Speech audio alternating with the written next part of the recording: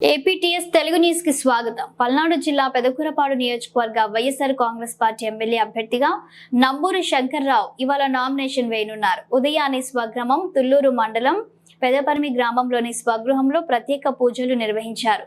అనంతరం గ్రామంలోని శ్రీ షిరిడి సాయిబాబా ఆలయంలో ప్రత్యేక పూజలు నిర్వహించారు. స్వగృహం నుంచి పెద్దల ఆశీర్వాదం తీసుకుని సర్వమత ప్రార్థనలు నిర్వహించారు. అనంతరం కుటుంబ సభ్యులతో కలిసి నామినేషన్ దాఖలు చేసేందుకు కుటుంబ సభ్యులతో కలిసి 14 మైల్ నుండి అమరావతి లింగాపురం తాళూరు మీదుగా బయలుదేరారు. ఈ నామినేషన్ కార్యక్రమంలో వివిధ మండలాల నుండి వైసీపీ కార్యకర్తలు, అభిమానులు పెద్ద ఎత్తున పాల్గొన్నారు.